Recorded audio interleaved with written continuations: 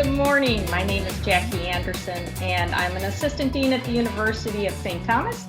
And I'd like to welcome you to the kickoff of our spring 2021 online learning series. And happy Groundhog's Day. I'd be lying if I didn't say every day's felt like Groundhog's Day for about the last year. But nonetheless, thank you for joining us. Today's session is online influential communication with Scott Nelson. Our new reality since 2020 is that online communication is here to stay.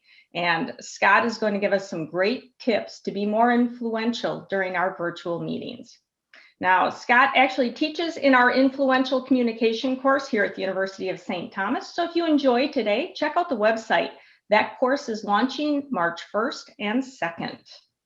But before I introduce Scott, I'd like to take a minute to give you a chance to mark your calendar for the upcoming spring sessions. So on Wednesday, March 10th, we're joined by University of St. Thomas Management Professor Ernie Owens. His topic will focus on project management, and the session is actually titled Managing the Tension Between Waterfall, Scrum, and Safe Project Management. Then on Thursday, April 8th, Professor Lynn Olson will lead a session titled Systems Thinking, a Leadership Game Changer. Now, this session will focus on your organization as a system and how you can identify patterns to help influence processes and make better decisions. And then we wrap up our spring session on Thursday, March 6th, with Allison Smith. And she actually teaches in our executive MBA, as well as in executive education and our STEP program. Now, the title of her session is Joy at Work. And if you've met Allison, she's going to make that statement ring true in her session, both literally and figuratively. It's a great lineup. I hope you consider joining us for the rest of the series. But let's get to today's main event. So in a moment, I'm going to introduce Scott. And now during the session, please feel free to use the chat feature for any of your questions. We're going to reserve time at the end of the session to answer any questions you might have. As always, our goal is to wrap up around 8:50, 8:55 at the latest. And if you have any technical difficulties, please know the session is being recorded. And as always, we'll try to get it out before the end of the week. So with that, it is my pleasure to introduce communication master and good friend to St. Thomas, Scott Nelson. Scott actually teaches in our executive education programs and focuses on effective communication and connections. He is a senior partner at Clarity Central and is a certified leadership coach. Now, prior to joining Clarity Central, he was a conflict resolution mediator at the Mayo Clinic. Now, Scott's undergraduate study was management, and his advanced studies have focused on both coaching and developing presence. I can promise you that after today's session, you won't look at a virtual meeting the same way again. It is my pleasure to welcome Scott Nelson to our online learning series. Thanks so much, Jackie. Wow, what a nice intro. So, I'll just share with you before I get started that this is something that part of what we're going to learn today. It was developed about a year ago when everything shifted to online, and at that time it was sort of just a niche. I think something that we thought was going to be around for just a few months. Well, now we're a year later, and even minus COVID, many, as Jackie, as you mentioned, many of the communication online skills are going to be here to stay. And so it's no longer just a little tip or something here that we want to learn. It's actually how you want to be influential going forward. And so we're going to cover some of those things today. Obviously, we don't have a very short period of time, so I'll just highlight some of those. We'll go into much more detail in March when we do the full 2-day course. And so let me start by sharing my screen here and there we go. All right. So influential communication, and we're going to focus on the online piece. So one of my favorite phrases is communication's not what's said, it's what's heard. And what do I mean by that? It means that if you speak in a way that makes it easy for us to follow, we're going to give you your attention. It sounds simple, but it's not that easy, because what's happening on the flip side is if we speak in a way that makes it difficult to follow, we're going to interrupt you. We're just going to tune you out. And here's the funny thing. Well, not so funny. But here's the thing is I grew up here in the Midwest, and I know this Minnesota nice thing and all of that. What happens here versus when I teach this out on the East Coast, for example, is here it's worse, because when we tune you out, we're nodding and smiling all at the same time. And so it's this Midwest thing that actually makes it worse. We don't really know where we stand. And so we're saying things that just don't really resonate oftentimes. And let me give you an example here. Fall, and it'll be an exercise in building trust between one another. So Harrison, if you don't mind going first, step up here on this chair and close your eyes. All right, and then everybody fill in, and we're going to ask you to fall, and then they will catch you. So you have to trust us. I'm going to count to 3. Just relax and fall. Okay? 1, 2, 3. No. So yeah, communication's not what's said, it's what's heard. Leave out a little detail and things can go bad fast. So before we get into this too much, let me go back in history a little bit and share with you some research done by the National Science Foundation. Back in 2000, they wanted to find out, why are people so misunderstood? And so they found out that in the research they did, that it has a lot to do with being distracted. So people really aren't listening at the level that we think they are. They're not as present. In fact, when I was at Mayo Clinic, we did some research there when I handled the complaints and the issues there with irate patients and family members. And we found that 93% of all the complaints we dealt with at Mayo Clinic had nothing to do with the care. It actually had to do with being misunderstood. And a key reason for being misunderstood is the distractions that we have. And then to add on top of that, the short attention span, which is about only a minute.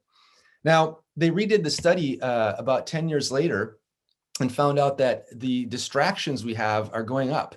All the things in our brain that we're thinking about, and this fast-paced world as the pace picks up. And of course, the attention span keeps going down. Now we're at 30 seconds. So 10 years later, here last year, over 10,000 distractions coming at us with less than a 10-second attention span. So what we say and how we're heard is becoming more and more difficult. The single biggest problem in communication is the illusion that it's taken place. Love that quote. So with that said, let's take a look at your listeners when you're speaking. They receive over 10,000 ideas per day. They're overwhelmed.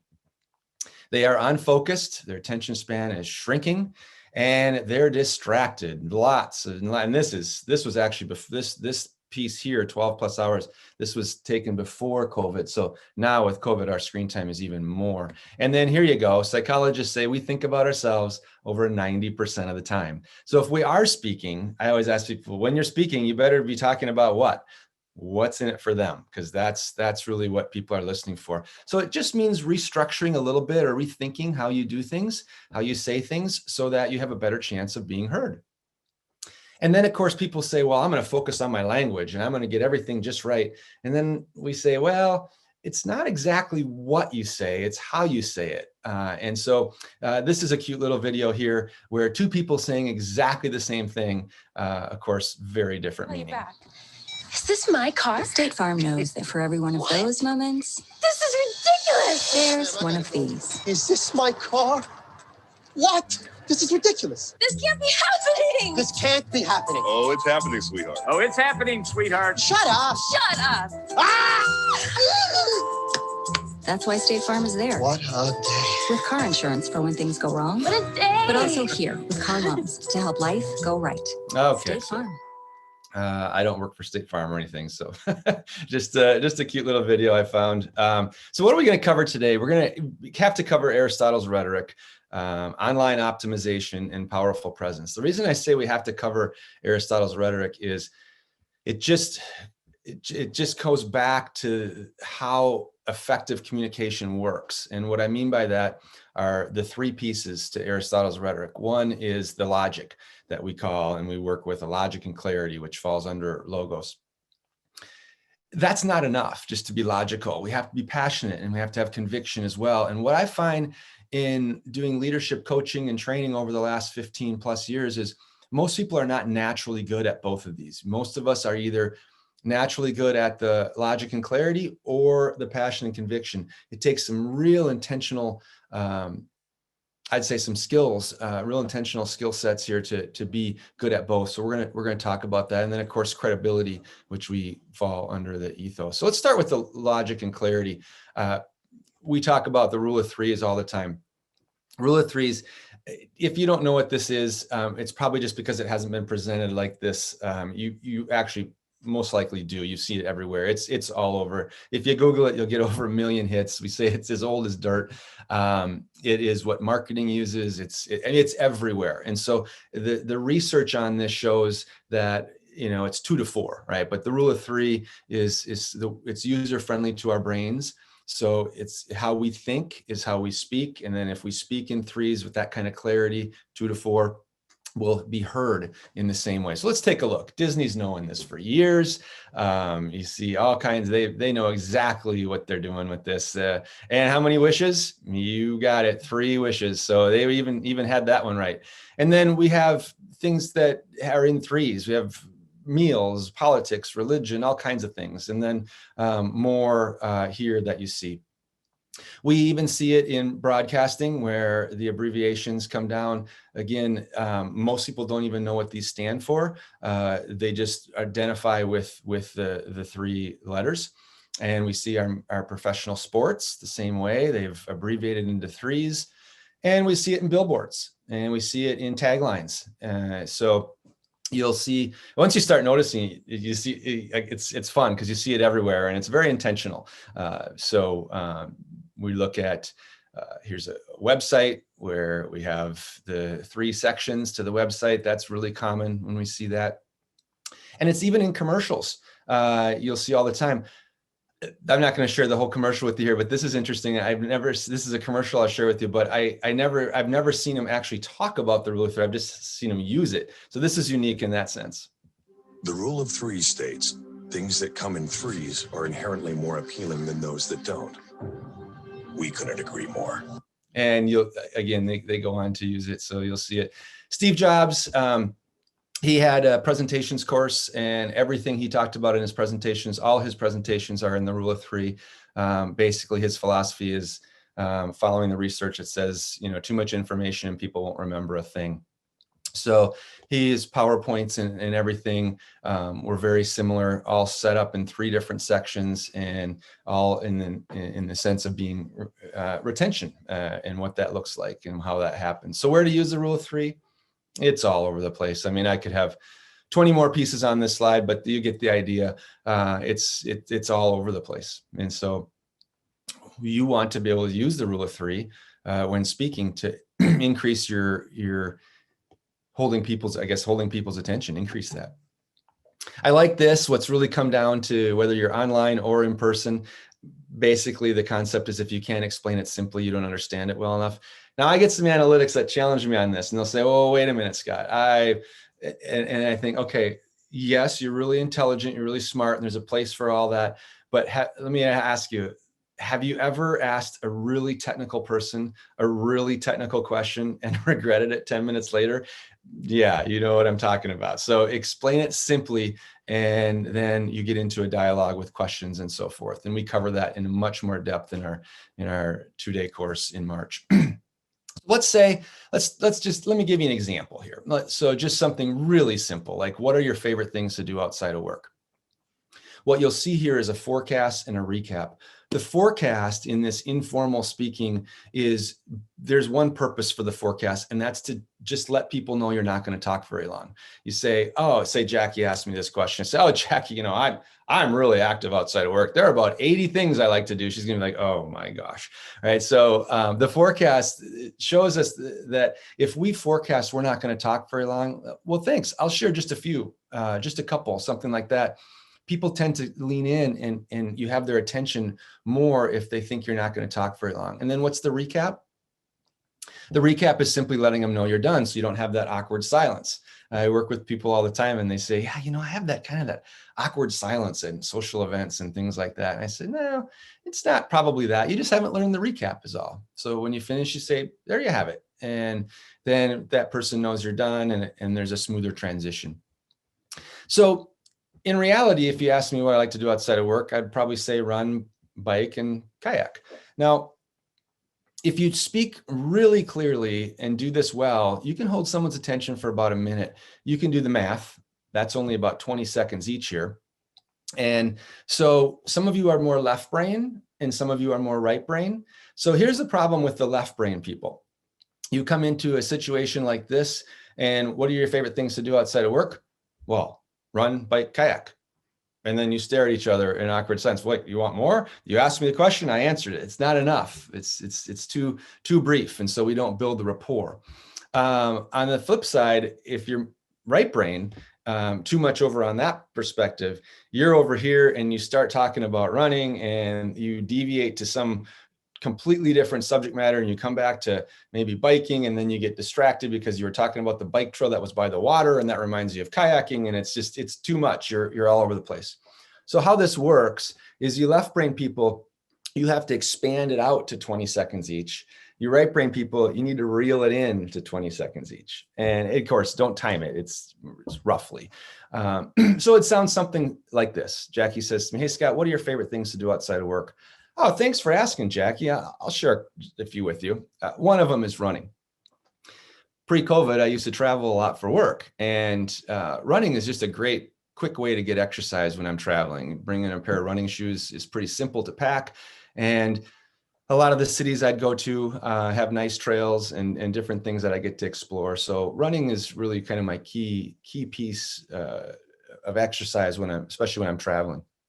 As I'm getting older, however, my knees don't hold up quite as much as I'd like them to. So when I'm not traveling and I'm home, I will go biking. And so biking is something that I really enjoy. I live west of Minneapolis here a little bit in a quaint little town about 2 miles outside of a town with restaurants and so forth. And so again, pre-COVID, we'd often hop on our bikes and ride into town, and just a real nice recreational thing that I like to do. And then thirdly, I'd share with you that kayaking. We have a couple kayaks down by the lake here at our house, and so fun to be able to get out at sunset time and just a peaceful winding down a busy day. When I can get out, that's what I really enjoy. So those are just a few of the things I like to do outside of work. All right, so you see what I just did there? You've got about a minute. I shared a little bit on each. Now, realistically, one of two things is going to happen. Someone's either going to start telling me about their things, which is usually what happens, that they like to do outside of work, or someone's going to ask me a follow-up question. And that way, now, based on that follow-up question, depending on who I'm talking to, they'll ask a different question about one of these topics. So I like to leave you with this, that with the rule of three, the way to really do this is thinking of it as giving people a sampling, and then dive in deeper to what it is that you're connecting on. And so this is a key way to use the rule of three, online or in person. This is an absolute great way to do it. And of course, into presentation skills and everything else, we go much more in depth. So what this is it's organizing your thoughts, and every word that we've ever said was first a thought. So if we organize our thoughts, then our speaking will be organized, and then the people that are listening to us will have some organization around that, and then we have clarity. So it works both ways, speaker and listener. The benefits of doing it this way, you have clarity, you have a poise about you because you know where you're going, and then it actually frees you up a little to let your personality out instead of being scripted in that way. So structure is different than scripting. Now, let me show you a little bit about a little graph here. This is 90% of your speakers out there who aren't using the rule of three. They start with the attention, a minute later, we're done. So by breaking up and using the rule of three, start losing their attention because they're human, short attention spans, a lot going on. And then you reset. It's like hitting the reset button, and that's saying, okay, secondly, and then you start losing their attention, and then it's back up to, and lastly, let me share with you this, and then it goes in this way. So if you do this, which isn't necessarily comfortable, it's great for the listener, not necessarily the most comfortable for the speaker, but if you do this, you hold your listener's attention up here. If you don't, you simply hold the listener's attention down here. So that's the purpose, or the reason I should say, why we do this. So let me show you what it looks like if it's not, some people say, well, isn't that isn't that too structured? Aren't I going to sound robotic? And you're not actually. So a question here is that I'll share with you is one of the executives from LinkedIn takes a question on a Council of Foreign Relations about what did you think of the future of the report? And notice what she does. She verbalizes the talking point first, then elaborates. Verbalizes the talking point, then elaborates. Versus somebody who just starts down a sentence, that rabbit hole we talk about, and then hopefully somewhere in there trying to pull out a talking point and maybe verbalizing it. We can't track with you when you do that. So it's verbalizing the talking point and then followed by a sentence. That all starts up here in your thoughts. Let's take a look. I love that it touched on many of the top issues. One being, what's the government's responsibility in this space, and to what extent is the government culpable for ensuring that you are creating a baseline by which any individual should have that legitimate access when the employer isn't stepping in. Two, I love that it talked about the disparate impact for individuals of color, which I know the CFR report also touched on, which a number of nonprofits have been highlighting, because disproportionately you have individuals of color represented in particular occupations that will more likely be at risk for displacement. And then three, I also like the fact that it talked about the importance of, I think to Michael's point, this reskilling, and whether it's the ATM proliferation that created more banks. I think what it also allowed bankers and tellers to do was have advanced skill sets and to take on additional occupations in financial services. And so I think I actually preferred this. I thought it was very well balanced and a great articulation of many of the issues in this space. So there you go. There's about a minute, very structured. She had clear thoughts in her head on the 3 points, did a recap. And again, now that you've seen this, you'll start seeing it everywhere, because this is not something unique to what we're doing here. This is what a lot of people are taught, especially in the communications. So if you're logical and you've got that down, like I said earlier, that's not enough. You've got to be able to bring the passion and the conviction also. When we look at passion and conviction, people are persuaded more by the depth of your passion than the height of your logic. Now, we're not saying logic's not important. It's incredibly important. And of course, passion without logic, that's fanaticism. So we're not looking at that. We're saying, how do you balance the two together? And how you do that is understanding that true persuasion is the transfer of enthusiasm and belief from the mind and heart of one person to another. It's not enough to know just to focus on what they think. It's how they feel as well. And so when you're speaking, it's important to be intentional with bringing both of these pieces to your talk. So leadership is having a vision, sharing that vision, and inspiring others to support your vision while creating their own.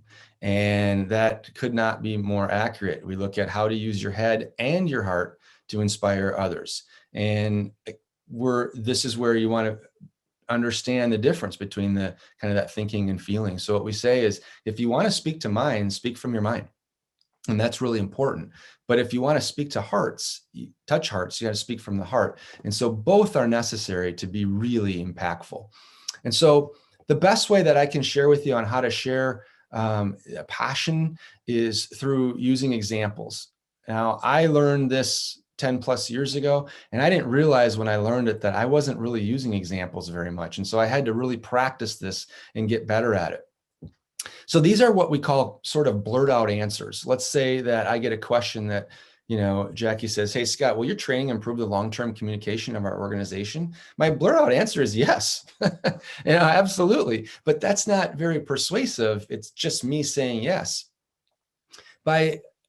I could give the rule of 3 here, but if all I'm ever doing is the rule of 3, it's all structure, it's all logical. Can I give an example that pulls in more of the passion or the heartfelt piece? And I'd say, for example, in the last month, I've had 3 leaders from different organizations all say that many of their employees referenced the communication styles training from over a year ago as a resource that helps them communicate more effectively. And then I can go on and say, and so the more specific, the better. And then I can go on and say, and Joe specifically said, when he uses it in the office and understands the 4 different styles, and I can, so go into as specific as you can. And that's when people start leaning in. So it's the I versus the you. It's this is my experience. I had this happen, and I'm going to share that with you. So it's a sharing piece to this that happens. You might get a question like, what is a leadership challenge that you faced in your first year as a director? Let's say I'm a new director in an organization, and someone just gives the blur out answer. That doesn't help me. That doesn't tell me anything, but they give the blur out answer about leading. Oh, the challenge is going to be leading by example. In fact, and so let's say they give that one, and then they go in and say, in fact, when I first got promoted to director, this is the challenge that I had. Here's what happened to me. And all of a sudden we kind of get pulled into that. So logic is important. So is the passion. And you want to be able to do both. Showing passion really helps with examples. Another one you might get is, what is one way you've been able to support colleagues in this stay-at-home environment? An answer, one-on-ones. If that's your blurred out answer, it doesn't tell me anything. If you can say one-on-ones. In fact, let me give you an example. Prior to COVID, as a leader, I was doing one-on-ones with my employees about, roughly quarterly. And switching that to monthly has made a big difference. In fact, I worked with Sue just in the last few months on some one-on-ones, and this is what happened. So you get into the details and providing example. For those of you who this might not come naturally, like it didn't for me at first, trust that if you just say, for example, and see what happens after that. After you have your blur out answer, you say, for example, and let your passion come through and just share, and you'll be surprised how well you can do. So really, we talk about storytelling or examples. Storytelling is just longer examples. They have a beginning, a middle, and an end. It's a little bit different than examples, but examples are the short term. Regardless, you want to make sure you're connecting by making it personal, making it relevant, and making the detailed and memorable. Neurologists say that our brains are programmed much more for stories than abstract ideas. Tales with a little drama are remembered far longer than information crammed with analytics. So make sure that you do both, and you'll hold people's attention in a much greater way. So now let's talk a little bit about credibility and what that looks like when we're speaking. This is about compare contrast, framing perspectives. And what I love about this is, this is what I used all the time at Mayo Clinic. When there's conflict, or when there's an obvious time when somebody has a very different opinion than you do, it's important to frame the perspectives. Now, if I'm working with, say Devin, and Devin, I can tell, has a very different perspective than I am, and I say, oh, hey, I'm thinking to myself, I learned this rule of three thing. I'm going to use that. I can do rule of three perfectly in that situation. Unfortunately, what is Devin going to hear? He's going to hear 3 reasons why he's wrong. And that's maybe not exactly the way that I want to build rapport with somebody. So framing perspectives is a credibility. It's a credible way to show people that you agree to disagree, so to speak. And so you'll see on one hand, on the other hand, that's a real common one. Another one you'll see is yes and no. And the other one is it depends. And those are really the 3 main pieces that we see. Let me show you how that might work. So I get a question from Joe that says, hey, Scott, how has your life changed through this pandemic? And I say, well, on one hand, there's been some challenges. There's no doubt. My gosh, staying at home and trying to have extended family around and elderly parents. I could go on and on. I share, how these are some great challenges. On the other hand, there are some opportunities that have come up, and learning different technology and learning some of these things that I'm sharing with you today, and really having an opportunity to really minimize some things, which actually feels pretty good. So bottom line, obviously, other than the medical part of the pandemic, I actually think it's been good in a way of kind of slowing our family down a little bit. So that's one way to do it. You might get another question that says, Scott, in order to get promoted, are you willing to travel more for work? Ooh, that's a loaded question, right? I don't know that I want to do a blurred out answer on that one necessarily. So I could say, well, yes and no. Mike, there are some pros to traveling more from work. I mean, how fun. I get to see more places I haven't been. I mean, that's always nice to be able to get out and see new places. There are some cons though as well, and that's spending time away from my family, which is that's not what I want to do. Here's what I would say in summary, Mike, is I would be willing to travel more for work, but only if it's for short periods of time, so I'm not gone for a whole week at a time. All right, so that might be a way you could use that. Gives you a little credibility in there. And then the other piece is another one I might get is, hey, Scott, is having a home office, I mean, it's so unproductive, don't you think? So now I know exactly where someone's coming from. Unproductive. I get what their perspective is. I always like to start with their perspective and say, well, it depends. I mean, that's one perspective, that it's unproductive and blah, blah, blah, blah. And I get that. Another perspective is, and I can share then my side of the story. And then if I agree to disagree, it's more gentle, it's more credible. I can say, in the end, for me personally, even though it might have been you might see it as unproductive for you, I actually do see it very productive in how I've been able to handle things. So again, you'll see a few different ways to do this. Now, another way to use this is when the bottom line is, I don't know. So a blurt out answer of I don't know isn't really going to serve you that well. We generally like to show that we know a little something about it, but we want to be authentic and honest. And so let me show you how this skill works when your bottom line is I don't know. Charles and I have known each other for years. We trained together as doctors, and I think we share a lot of the same objectives in life. I don't quite know how to present what I'm seeing, what I'm learning here. I'll be honest with you. On one hand, we're seeing these white working class statistics start to flatten in terms of life expectancy or even come down. On the other hand, you are seeing a little bit of an uptick in life expectancy among African Americans. It's still worse for African Americans, but you're starting to see the lines come a little bit closer together. I don't even know what to make of that. There you go. So sounds knowledgeable still, but just being authentic and letting him know he doesn't know. So in recap, for Aristotle's rhetoric, make sure that you have logos, which we call the rule of three. The logic and clarity is important.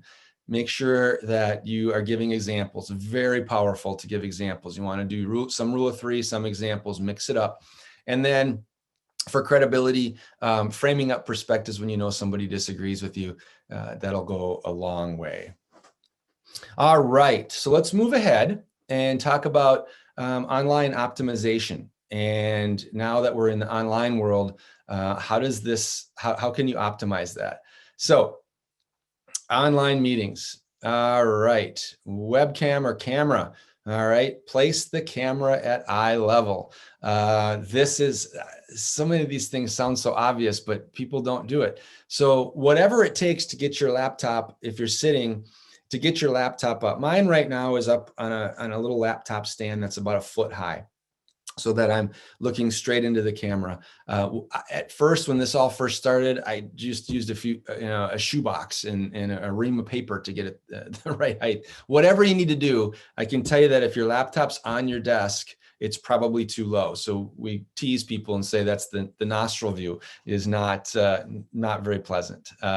So the other thing we say is clean the camera. Take a little cloth from your glasses or something and clean the camera. It's amazing to me how many times people look cloudy because they don't have a clean camera. And then fill the frame. So you don't want to be just a tiny little head in your frame, but you also don't want to just have your whole face right in there either. So fill the frame. We usually say, about shoulder, chest high and up, and then have just a little bit of space above your head and shoulders. Kind of fill the frame. Be aware of these things when you're doing that with your camera. Lighting, close the blinds behind you, all outside light sources. Two things happen. If the light's behind you, you can see here, it looks, we like to say kind of a hostage video. It's a silhouette and we can't see your facial expressions. Plus the outside light sources, it's inconsistent, whether it's cloudy, on a cloudy, really sunny day where some clouds are moving through, you get this bright light and then all of a sudden a cloud moves through and then it changes. And so control your lighting. And one way to do that is just some lamps in front of you. You don't have to spend a whole lot of money. There's all kinds of kits you can get now with lamps on your computer and so forth, but just make sure the light source is in front of you. I simply have a bedroom light over here that I took the shade off of, and I switched it out with that soft lighting to a reveal kind of white light. And then over in here, I have this old painter's lamp actually. So they act as spotlights. I don't even have to buy anything, and the lighting's coming here in front of me. That's what you want to do.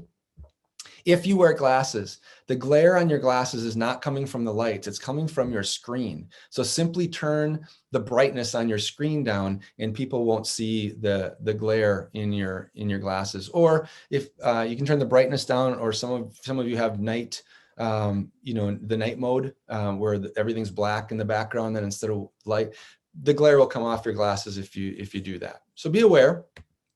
The other thing is a microphone. Now, most laptops today, if you have a relatively new one, the microphone's going to be just fine. But if you are using an older one and having any issues with it, consider a high quality microphone. Obviously, if you're getting feedback or anything that's happening, use headphones and play around with that. Minimize distractions. Scandals happen all the time. The question is, how do democracies respond to those scandals?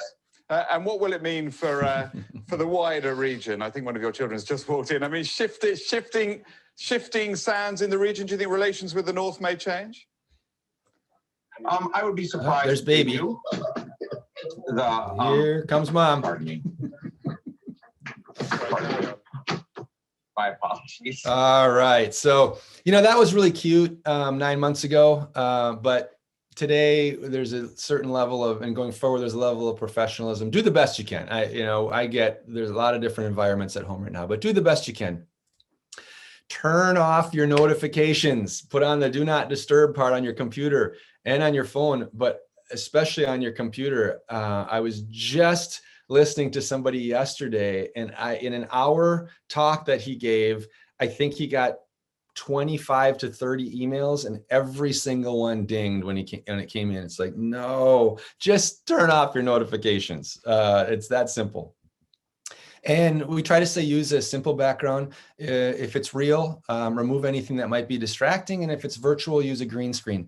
Do not use a virtual background where you're on the Golden Gate Bridge or something when you don't have a green screen behind you, because then when you move your hands or your head, you've got this, it's a glow that happens. And so virtual backgrounds are great. Just make sure that you use a green screen. And those are relatively inexpensive. I think you can get one for $30, $40. Test your internet connection. Make sure you have good bandwidth. This is key. Nothing like having your internet go in and out. So I had to make some adjustments 9 months ago. I actually upgraded our internet service, and it cost me less because we were on an old program that it actually came down. So I've got much nicer bandwidth now for actually less money. So check into it. You never know. And then practice. St. Thomas is great with this. We practiced yesterday. We practiced a little bit this morning. It's key. Get online early and test all the systems. Record yourself, review it, make any necessary adjustments. Really simple to do. And so this is what it should look like. Look at all these people in this picture. They're filling the frame. Usually, like I said, about chest high or showing more than just their head. The other thing, notice there's no ceilings in this. So one way to check your camera angle is if your camera is too low for you to fill the frame, it'll shoot up behind you and you'll see a ceiling. If you get your laptop up, then your camera's coming straight at you, and that's just a gauge here. If it's at the right angle, you won't be able to see the ceiling behind you and you'll fill the frame. So this is just a way to kind of gauge where you're at. Now, when that's done and you've got all that set up, and by the way, those are the easy things. Those are really not very expensive. That just takes some attention on your part. Then we have to finish and wrap up here by looking at what does your powerful presence look like, especially online. And so let's take a look at that. If we don't fully understand, we can't respond to what's really being called for. And so people don't understand when they are not set up in that online optimization that we just talked about. They're not set to to give that image or the powerful presence that they need to, and we get all distracted, and then we don't hear what you're saying. So the other thing is we don't see things as they are, we see them as we are. So that's where record, practice, get some feedback, make sure that you really understand how you're coming across on the camera. And then I say this, be the best version of you. The best version of you is who you are when you're completely natural and not trying to impress anyone else for any reasons whatsoever. Over and over and over through my career, whether it's teaching presentation skills or leadership coaching, it all comes down to this. The people that really get their authentic self, the best version of them, that's who people listen to the most. So despite the distractions and everything else and the low attention spans, really trust that your authenticity and learn how to be the best version of you especially online, and really can't emphasize that enough. What you are thunders so loudly, I can't hear a word you say to the contrary. So if you're trying to impress, we pick up on that. It's just got a little bit of an icky, it's just really trust that your authenticity. 93% of your believability is something other than what you say. And so again, yes, we're talking about speaking and the rule of three and everything, but your voice, your tone, your online image, your body language, everything. So I'm going to leave you with 3 pieces. There you go, the rule of three. 3 pieces to think about with a powerful presence. 1 is eye contact, 2 is gestures, and 3 is energy. So let's take a look at eye contact. All right. Place the audience faces near the camera. Play around, adjust your screen. If here, I have a second monitor and I have it behind my camera so that when I'm looking at it, I'm just looking just over the camera versus having it over here where now I'm looking at the faces, but all you're seeing is the side of my face. And again, I know these things sound so simple, but we see it in almost every online meeting that we have. We have to look into the camera, and the easiest way to do that is place the audience faces, learn how to adjust your screen and place those audiences faces near the camera. That's going to help. And look directly at the camera. This is tough. The first couple months I did this, I actually had a blank. I kind of went blank a couple times when I'm staring into this little green dot. It was a complete adjustment for me to look into the camera and maybe even see some of the faces that are around my camera a little bit more in my peripheral vision. So learning how to really look directly into the camera versus focusing on all the other things on your screen, because that's where people are going to feel connected. And then avoid looking it away. If I was giving this in person, I would have a screen back here and you would be looking at me up in front of a room. So what would you be taking in? You'd be taking in my screen, you'd be taking in my full body, you'd be taking in the front of the room and some of the people in the room. When we're online, all we're looking at is your face. That's it. And so you have to be really aware that it's very different when you're online.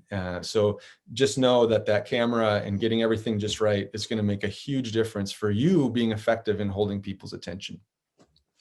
Second is gestures. And so use facial gestures in person, obviously also, but especially online, that's all we're seeing. So when you record yourself and watch it back, you'll see, oh, did I use facial expressions? I know people with great personalities I work with every single day, and they get up in front of a room or they get online like this, and it's just, they become stone-faced. Part of it's nerves, but part of it's also just an awareness that you use your facial expressions. It makes a big difference. You can see from the pictures here, if you're seated, keep your hands above the desk. Don't be having them right in the camera like this, but just talk naturally. You'll have more energy that way, and maybe just have to lower your camera a bit so you get more of your body in there. And then I always say, sometimes nervous habits, you start swiveling in a chair or rocking back and forth. Lock your chair swivel and your backrest so you're stuck there. You'll have better posture and you'll come across much more professionally without any little nervous habits showing up. And I mentioned this already, set the camera so people can see more than just your face. We need to see, you need to fill the frame, but we need to see a little more than that. And lastly, let me just leave you with the energy piece and how important that is. Perfection is not the top of the mountain. It's the transference of energy. If you perfectionists out there, you've got to get rid of this idea that I've got to get this perfect. We actually don't connect with perfectionism. That's too robotic. And so you want to do well. We talk about excellence versus perfection, but it's really energy is what people are most attracted to. And I'm not saying energy without logic. You've got to have that logic, the structure, and know what you're talking about. But in addition to that, you've got to bring some energy or we'll tune you out so fast. So energy is important. And of course, we talked earlier about the persuasion is the transfer of enthusiasm, is transfer from belief from the mind and the heart. So remember to do both. And that's where you just got to come alive. And so bring the energy, whatever it takes. It's harder to do online. I get energy from other people. So it happens very naturally for me when I'm in person. But online, it's tough to bring that energy when there's no one else in the room here with me. So, but you, again, be aware of that. So what did we cover? We covered Aristotle's rhetoric, how important that is, online optimization, and powerful presence. And I know on March 1st and 2nd, if you can join us then, we'll be covering all of those in a lot more depth. But in the meantime, let me open it up for questions that you might have on on the little bit that we covered today. Thank you, Scott. That was amazing as always. We have quite a few questions. I'm going to try to get through a couple. Okay. Interesting. The first one was, when should I stand, if ever, when I'm presenting online? Yes, great. I would say stand when you can, not if you're doing an all-day training, but if you're doing a meeting, not necessary, but check your posture and different things. Standing is recommended because we tend to bring the most energy for that. The challenge with standing is you've got to be able to set up your situation where you can have your laptop, up high. I know people that have a desk that elevates up, that works. But here's what I would say is just if you're going to stand, that's best, but don't sacrifice all the online optimization just to stand. You need all the lighting just right. You need your computer up at eye level. But yeah, standing is usually where we bring the most energy.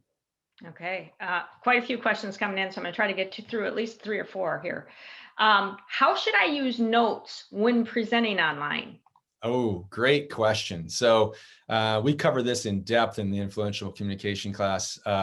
Do not script your talk. And so we can look at you so closely online that I've actually seen people's eyes go back and forth because they're reading their notes. Do not read your notes. Like have outlines, pieces that pop up, but do not read.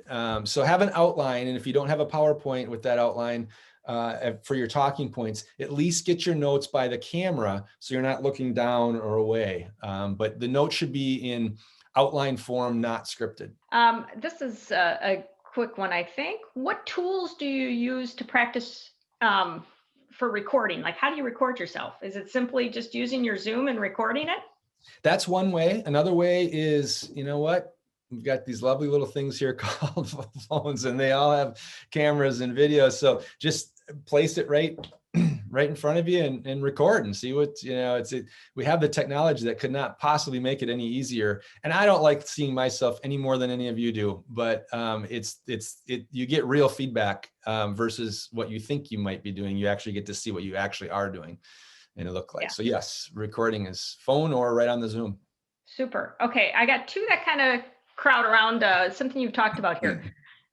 Do you find when you put the screen of the person near the camera, when you look at the person, it looks like you're looking in the camera, having eye contact?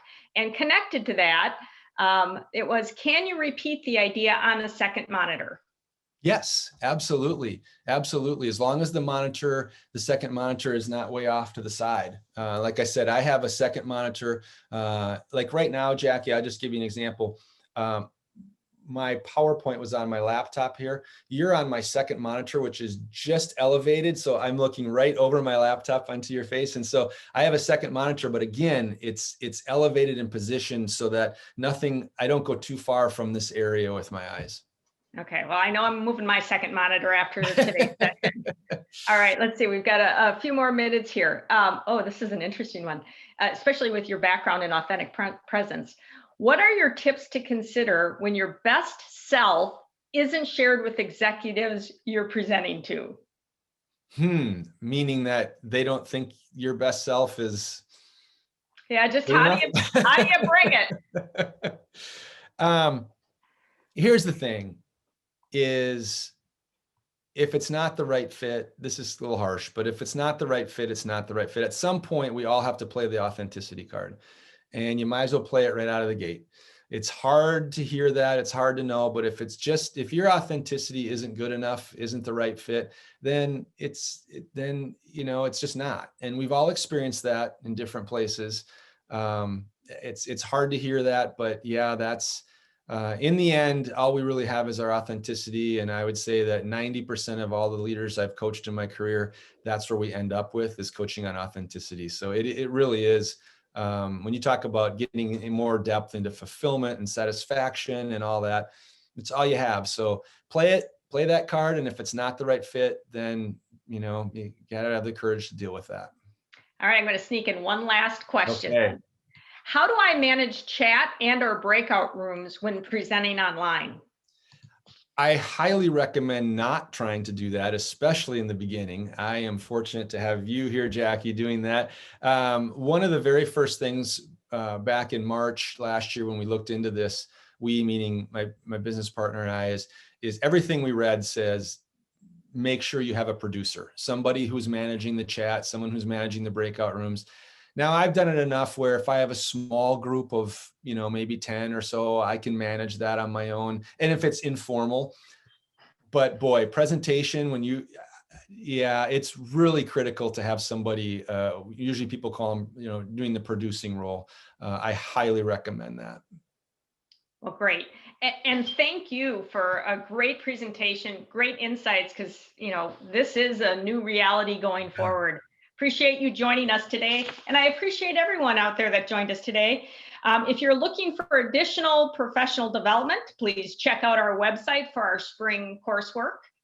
For example, nice.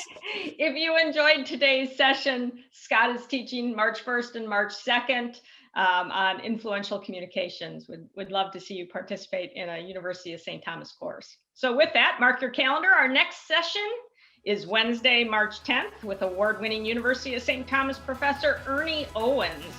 And the title of his session is Managing the Tension Between Waterfall, Scrum, and Safe Project Management. Thanks for joining us today at the University of St. Thomas. Happy Groundhog Day, and I hope we see you next time. Be well.